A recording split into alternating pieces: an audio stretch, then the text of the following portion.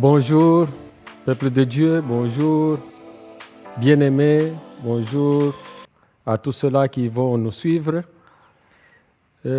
Aujourd'hui, nous allons encore parler de la part de Dieu. Nous avons un thème que j'intitule « Dieu donne la forme et le contenu ».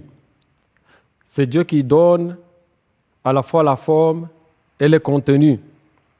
Et nous allons lire dans le livre de Genèse pour comprendre au moins ce que Dieu a à nous dire à propos de la forme et du contenu. Et c'est là dans le livre de Genèse, chapitre 1, versets 1 à 5. On devrait lire tous les chapitres 1 et 2 peut-être, mais je vais me limiter à ces chapitres 1, à ces 5 versets seulement du chapitre 1, et nous allons tirer l'essentiel. La Bible dit, je vais lire, c'est dans Louis II, chapitre 1, verset 1 à 5, la Bible me dit « Au commencement, Dieu créa les cieux et la terre.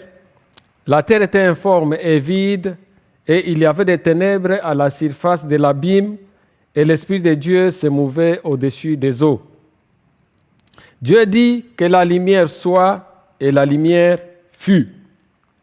Dieu vit que la lumière était bonne, et Dieu sépara la lumière d'avec les ténèbres. Dieu appela la lumière jour, et il appela les ténèbres nuit. Ainsi, il y eut un soir, et il y eut un matin. Ce fut le premier jour. Prions. Notre Dieu, notre Père, quelle joie encore pour nous de partager ta parole. Je recommande ton peuple qui va écouter cette parole. Je prie au Père que ta volonté soit faite, que le Saint-Esprit toujours nous assiste. Seuls, nous ne pouvons rien faire. Mais avec son appui au Père, nous pouvons parler de ta part. Nous pouvons entendre ta parole dans ce que nous allons lire aujourd'hui et ce que nous allons décortiquer, Père, ensemble. Merci au cher Saint-Esprit parce que tu es là. Tu vas nous aider, nous assister au nom de Jésus-Christ. Amen. Comme nous l'avons dit, notre thème, c'est Dieu donne la forme et le contenu. Le livre de Genèse nous dit clairement qu'au commencement, Dieu créa les cieux et la terre. Deux choses. Il y a les cieux et la terre. Et lorsque vous allez au verset 2, maintenant on nous parle de la terre. Et lorsque vous commencez à partir du verset 2, vous allez voir que les cieux, on n'en parle pas, presque pas. On nous parle de la terre. Pourquoi, si je puis répondre un peu vite, c'est parce que la terre a été donnée à l'homme, c'est-à-dire à la femme et à l'homme. Dieu maintenant nous présente ce qu'il a fait, ce qu'il a créé pour nous les humains. C'est pourquoi il nous présente et nous dit la terre que Dieu nous a donnée, au commencement quand Dieu avait créé, la terre était informe et vide. La terre était informe et vide et il y avait des ténèbres à la surface de l'abîme. On nous présente comment la situation était au commencement.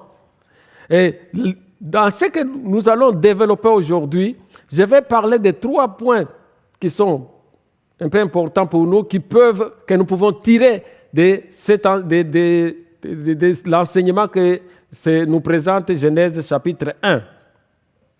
Numéro 1, on nous parle que la terre était informe et que la terre était vide.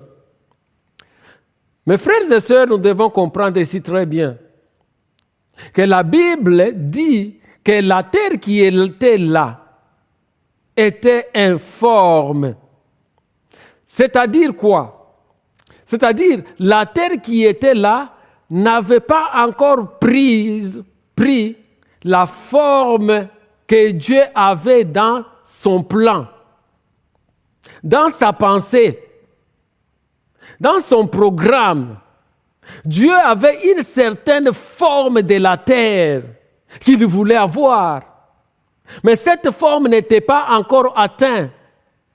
C'est pourquoi on dit que la terre était informe, c'est-à-dire, en anglais c'est bien dit, en anglais on dit formless, c'est-à-dire une forme qui était moins. Donc ce n'était pas ce que Dieu avait dans son plan pour la terre, alors la terre était informe. est vide. Les deux vont de pair. Ce qui est informe est expliqué par le vide. Et le vide influence l'informité. C'est informe parce qu'il n'y a pas quelque chose. Et c'est parce que c'est vide, et alors il n'y a plus de forme. Les contenus déterminent la forme. Et ce que je vois ici, et ce que je voudrais expliquer avec mes frères et sœurs, c'est que la forme et les contenus sont interdépendants. La forme et le contenu doivent toujours marcher de pair, doivent toujours aller ensemble. Ça doit s'influencer ou s'inter-influencer. Parce que lorsque nous lisons dans ces chapitres-ci, nous allons tous comprendre que quand Dieu voulait donner la forme et voulait donner le contenu, qu'est-ce qu'il faisait? Dieu parlait et lorsque les choses se faisaient, en même temps, Dieu remplissait le contenu, en même temps, Dieu donnait la forme. Le contenu donnait la forme. C'est ça. Il ne faut pas qu'il y ait la forme à part et le contenu à part, comme nous le vivons par exemple aujourd'hui. Aujourd'hui, nous pouvons exploiter par exemple le concept d'hypocrisie. L'hypocrisie présente une forme qui n'est pas égale au contenu. Dans le contenu, on peut trouver la haine, mais à l'extérieur, l'hypocrisie nous présente la joie, nous présente l'amour. Il n'y a pas d'amour, mais à l'intérieur, il n'y a pas l'amour, mais à l'extérieur, on fait semblant comme si on aimait quelqu'un, si on était bien avec la personne, alors que ça brûle au-dedans de la personne. Ce n'est pas ça que Dieu veut. Dieu voudrait que ce qui est à l'intérieur influence l'extérieur. Que les contenus puissent influencer la forme. Et c'est très clair que la terre, quand elle fut créée, elle avait une forme, mais qui n'était pas la forme propre selon les plans, les projets de Dieu pour cette terre-là. Ceci, nous pouvons l'appliquer même à l'Église. Nous pouvons l'appliquer à nos vies en tant qu'individus, à nos familles.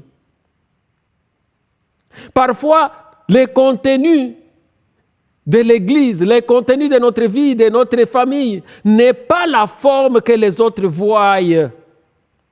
Parce que les contenus ici, dans ce contexte ici, le contenu est invisible, la forme est visible.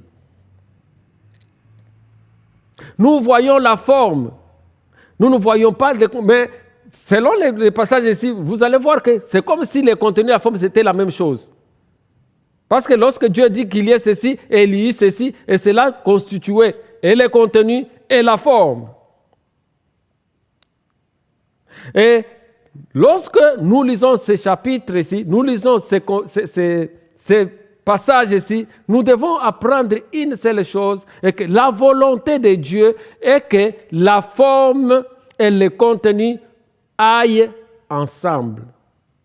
Quand on voit la forme, on voit aussi le contenu. Donc l'extérieur nous fait voir l'intérieur. Jésus l'a même dit, si nous lisons dans les livres, dans les évangiles, il a dit, vous les reconnaîtrez dans l'évangile de Matthieu, vous les connaîtrez par leurs fruits. Les fruits, c'est ce qui détermine ce qui est à l'intérieur de la personne. Beaucoup de fois, nous prétendons. Beaucoup de fois, nous jouons à l'hypocrisie. Ce n'est pas ça la forme. Ce n'est pas ça la vraie forme. La vraie forme, c'est ce qui est au-dedans. La vraie forme, ce n'est pas ce que nous voyons avec nos yeux. Et Dieu, lorsqu'il disait, il créait, il donnait à la fois la forme, à la fois il donnait le contenu. Mes frères et sœurs, Dieu est à l'œuvre. Nous ne devons pas aider Dieu, c'est pourquoi nous faisons l'hypocrisie. Nous devons laisser Dieu faire ce qu'il est en train de faire. Et nous devons vivre et accepter ce que Dieu est en train de faire dans nos vies, dans l'Église et partout.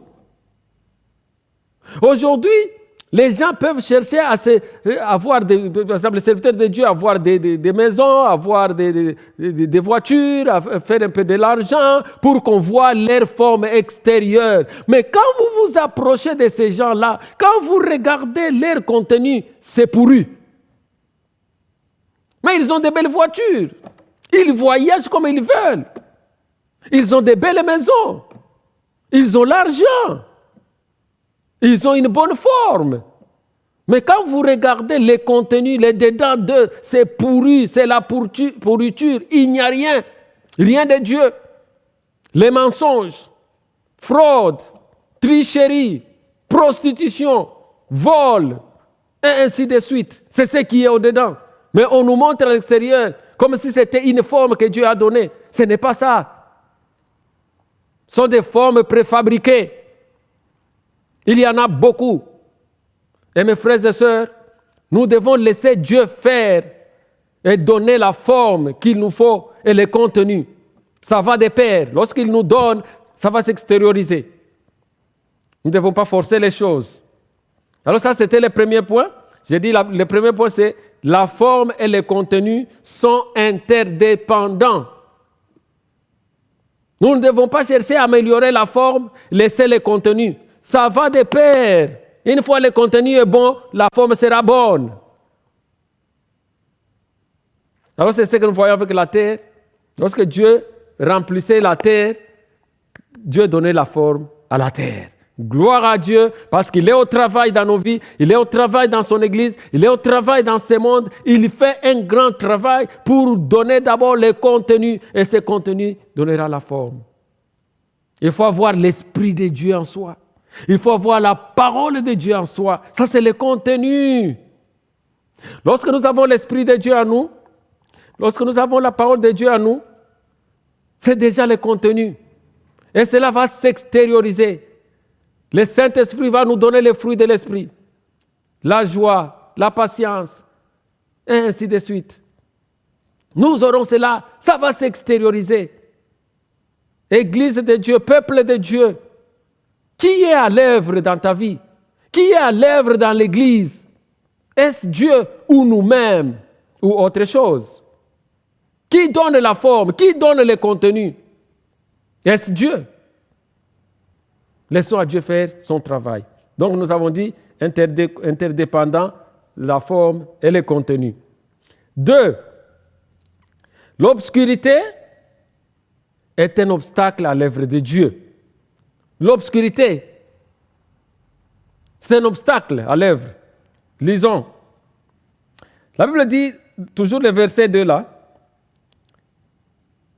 il dit ceci: il y avait des ténèbres à la surface de l'abîme. Il y avait les ténèbres à la surface de l'abîme. Il y avait un certain obstacle au travail, à l'œuvre que Dieu avait à faire. C'est pourquoi plus tard, nous allons voir que Dieu, pour résoudre son problème, pour faire son œuvre correctement, il va d'abord faire face aux ténèbres. Il va d'abord faire apparaître la lumière pour séparer les deux, afin qu'avec la lumière, que Dieu fasse maintenant son œuvre. Nous allons lire dans 2 Corinthiens. Je vais lire dans 2 Corinthiens, chapitre 4. Laissez-moi lire à partir du verset 1. C'est pourquoi, ayant ce ministère, selon la miséricorde qui nous a été faite, nous ne perdons pas courage. Nous rejetons les choses honteuses qui se font en secret. Nous rejetons ces choses-là qui se font en secret, qui constituent le contenu et qui donnent une forme qui est prétendeuse, de prétendre. On prétend tout simplement alors que hypocrite. Il dit, nous n'avons point une conduite astucieuse et nous n'altérons point la parole de Dieu. Nous ne modifions pas la parole de Dieu. Nous ne changeons pas la parole de Dieu. Frères et sœurs, ce sont les choses pareilles qui font que le contenu qui est dans beaucoup de gens, dans beaucoup d'églises, dans beaucoup de ministères, soit un contenu qui n'est pas vrai. Mais on nous produit une apparence qui est fausse, qui est préfabriquée. Et Paul dit, mais en publiant la vérité, nous nous recommandons à toute conscience d'homme devant Dieu. Nous publions la vérité, rien que la vérité. C'est la vérité qui doit être notre contenu. Lorsque nous avons la vérité comme notre contenu, lorsque nous avons le Saint-Esprit comme notre contenu, cela nous suffit, mes frères et sœurs. Nous pouvons être toujours joyeux, même si nous n'avons pas mangé, même si nous n'avons pas l'argent, même si les choses ne marchent pas. Parce qu'en nous, il y a un vrai contenu. C'est la parole de Dieu, c'est le Saint-Esprit. Il nous rassure que Dieu est toujours en plein contrôle de toutes les situations. Il nous rassure qu'il y a un avenir heureux au-devant de nous. Il nous rassure qu'un jour, le Seigneur essuiera nos larmes. Ça, c'est la vérité qui doit être le contenu dans l'Église et dans la vie des enfants de Dieu. Je vais au verset 4. Pour les incrédules dont le Dieu de ce siècle a aveuglé l'intelligence afin qu'ils ne vissent pas briller la splendeur de l'évangile de la gloire de Christ qui est l'image de Dieu. Il y a des incrédules qui, eux, leur intelligence est déjà obscurcie.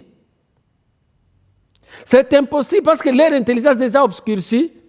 Ils ne peuvent pas recevoir la splendeur de l'évangile de Jésus-Christ, de la parole de Dieu. Et même dans l'Église, il y a de tels gens qui ont déjà l'intelligence obscurcie. Leur intelligence, c'est impossible qu'il y ait l'action de Dieu. Ils sont couverts de ténèbres dans leur intelligence et c'est ainsi qu'ils ne peuvent pas penser aux choses de Dieu. Ils ne peuvent pas penser aux choses glorieuses de Dieu. Ils ne pensent qu'aux choses de ce monde. D'ailleurs, nous pouvons lire ça dans Éphésiens chapitre 4, verset 18. Ils ont l'intelligence obscurcie et ils sont étrangers à la vie de Dieu à cause de l'ignorance qui est en eux, à cause de l'endurcissement de leur cœur. Ayant perdu tout sentiment, ils se sont livrés à la dissolution pour commettre toute espèce d'impureté jointe à la cupidité. Donc, ces gens ici, Paul les décrit, il dit, ceux-là qui n'ont pas le contenu de Dieu, qui n'ont pas l'esprit, je peux même dire, qui n'ont pas l'esprit de Dieu en eux, qui n'ont pas la parole de Dieu en eux, qui n'ont pas la vérité de cette parole-là en eux, ces gens ici ont leur intelligence obscurcie et ils ne pensent qu'aux choses de ce monde. Ils ne peuvent pas voir la grandeur et la gloire de Dieu. Ça, c'est caché parce qu'il y a l'obscurité, ça couvre tout. Parce que l'obscurité, nous avons dit, c'est un obstacle à l'œuvre de Dieu. Et parce qu'ils ont l'obscurité en eux, leur intelligence obscurcie, la seule chose qu'ils peuvent faire, c'est chercher d'autres voies et moyens pour donner une certaine forme à leur vie, à leur ministère, à leur église, à leur famille, pour tromper les gens, pour séduire les gens.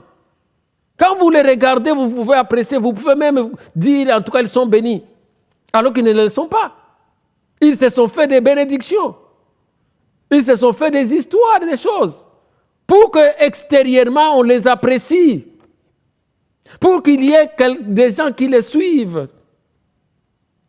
Mais la Bible dit, leur intelligence est obscurcie et ils ne peuvent pas voir la splendeur de l'évangile glorieux, de la gloire de Christ, qui est l'image de Dieu. Cet évangile qui libère n'est pas en eux. Ils proclament autre chose.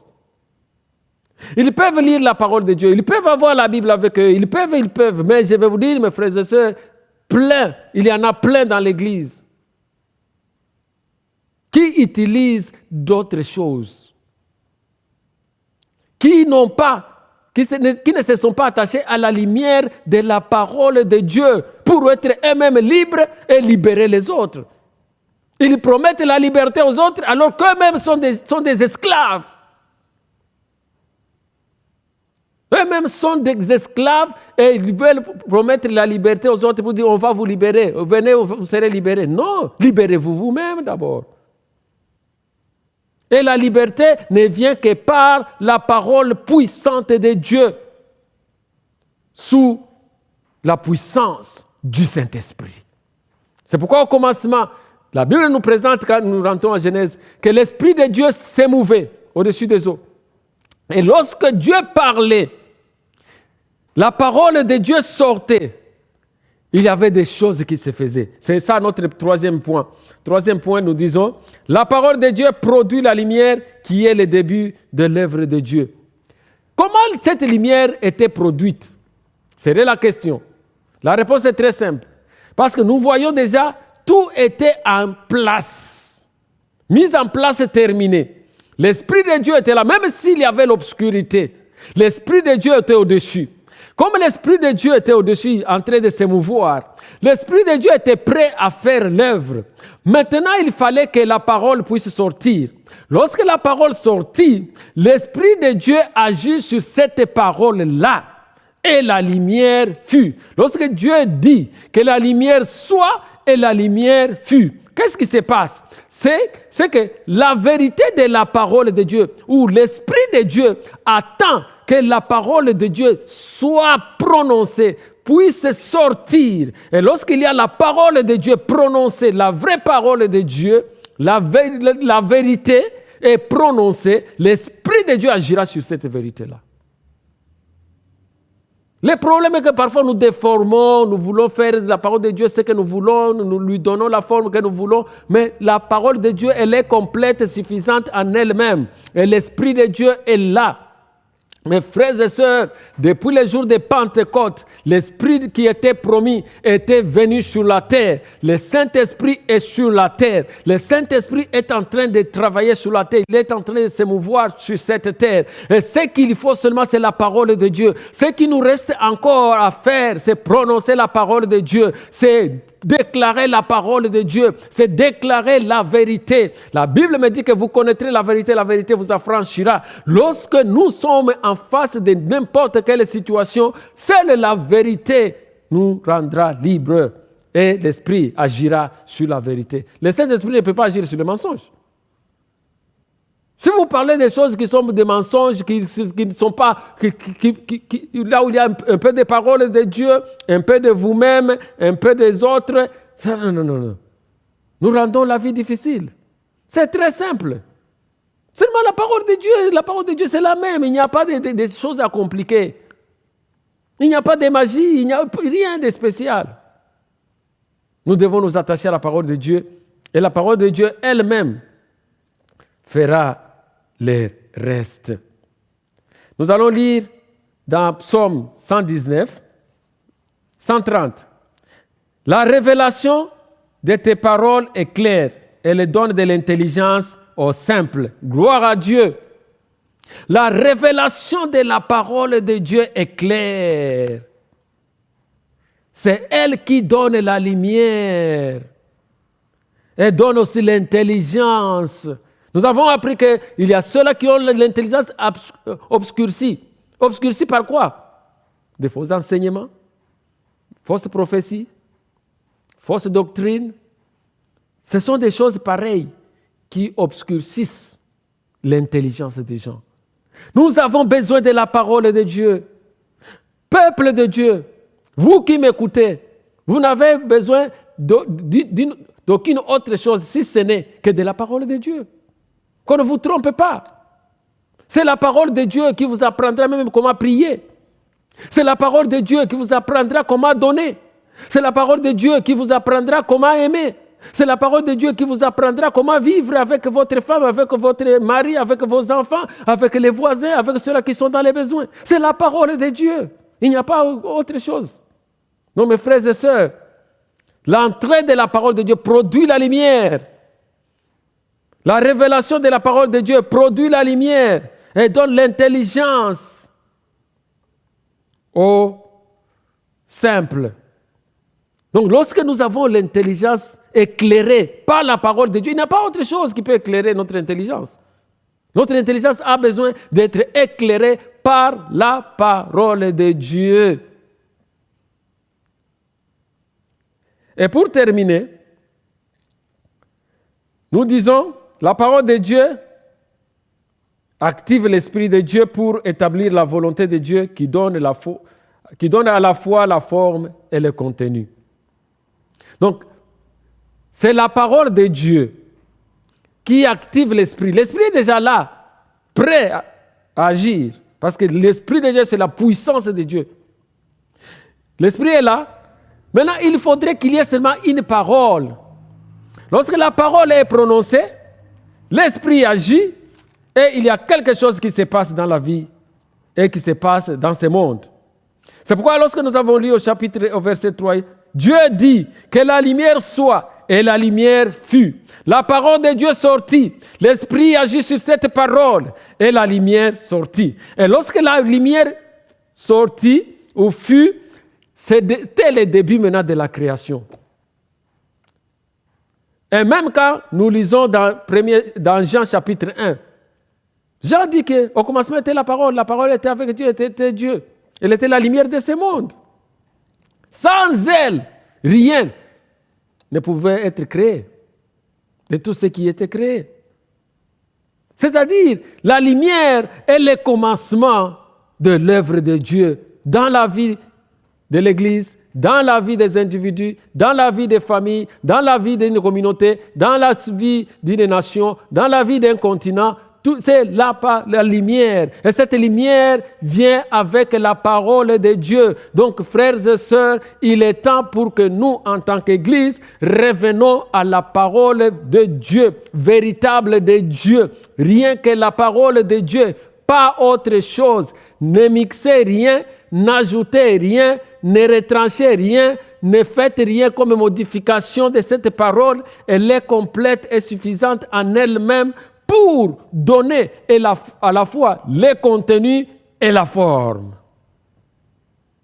Pour que nous puissions éviter ce que nous voyons aujourd'hui se produire au travers du monde dans l'Église de notre Père, dans l'Église de Jésus-Christ. Où les gens se sont attelés à chercher à avoir de belles formes, des aspects extérieurs qui attirent. On commence un ministère, on achète une voiture, on fait tout ça, on ment, on vole, on trompe, on kidnappe, on fait n'importe quoi, on vend la drogue, ainsi de suite. On peut faire tout ça. Il y a des serviteurs de Dieu qui font tout ça pour seulement avoir l'argent. Et avec cet argent-là, les gens vont dire, en tout cas, ça c'est l'homme de Dieu. En tout cas, il est le oint de Dieu. C'est Dieu qui l'a béni. Et quand il passe devant le peuple de Dieu, il est en train de leur dire, de leur présenter ce qu'il prétend que Dieu a fait pour lui, alors qu'il n'y a rien de Dieu.